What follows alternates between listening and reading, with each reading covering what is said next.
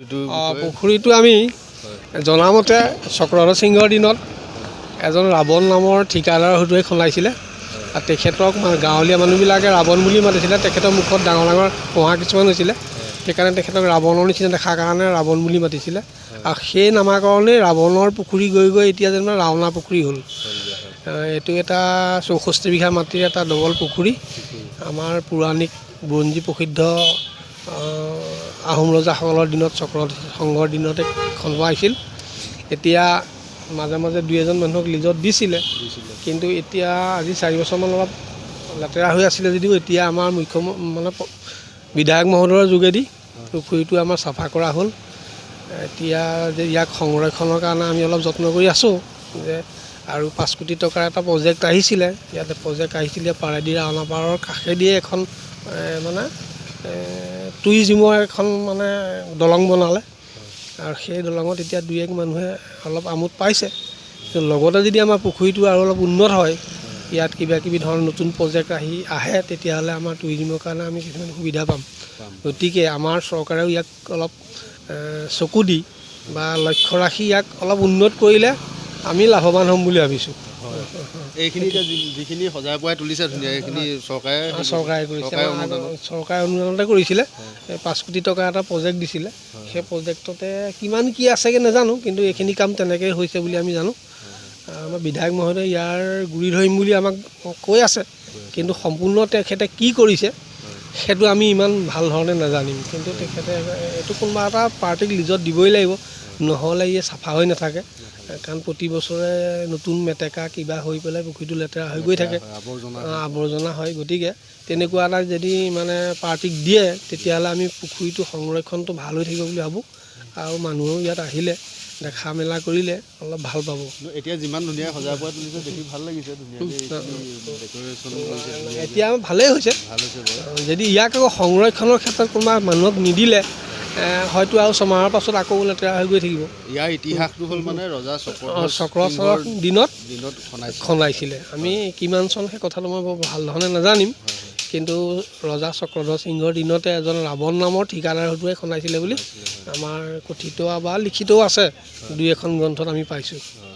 সেই সময়ত ঠিকাদাৰ বুলি নকয়, বেলেগ এইটো মুখিয়াল দায়িত্ব দি পেলাই খন্দুৱাইছিল। কাৰণ ৰজাৰ দিনত ঠিকাদাৰ বুলি শব্দ নাই। তেওঁৰ দায়িত্বতে আমি এতিয়া কৈছোঁ ঠিকাদাৰ বুলি, তেওঁৰ দায়িত্বত খন্দোৱাৰ কাৰণে আমি ঠিকাদাৰ বুলি কৈছোঁ।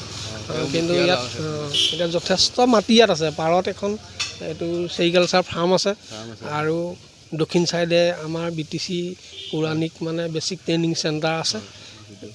গতিকে এটা ভাল মনোৰম জেগাই। যদি আৰু অকণমান ইয়াক পাৰ্ককেইটাত কিবা ষ্ট্ৰীট লাইট বা ৰাস্তা ক্লিয়াৰ কৰি দিয়ে, তেতিয়াহ'লে হয়তো আমি প্ৰজেক্টটো ভাল দেখিম আৰু ইয়াত পৰ্যটকৰো এটা কেন্দ্ৰ হ'ব বুলি আমি ভাবোঁ।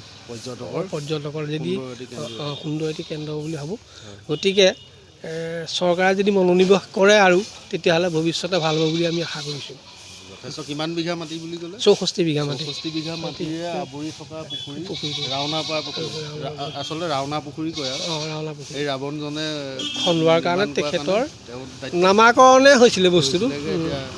মানুহৰ মুখে মুখে গৈ এতিয়া ৰাওনা পুখুৰী ৰাৱণ পুখুৰী হৈছে।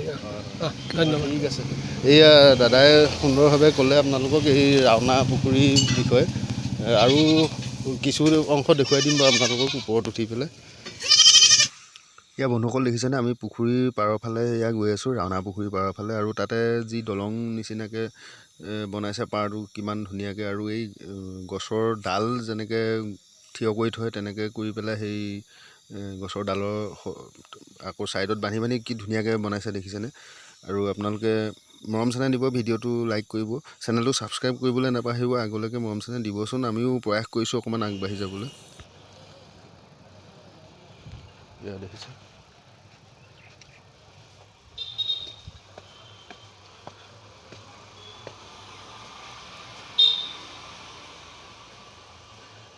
ৰজাদিনীয়া পুখুৰী বুলি খ্যাত। ইয়াতে ৰজা চক্ৰধৰ সিংহৰ দিনত এই পুখুৰীভাগ খন্দোৱা হৈছিলে। এই পুখুৰীভাগৰ বিশেষ ইতিহাস আছে।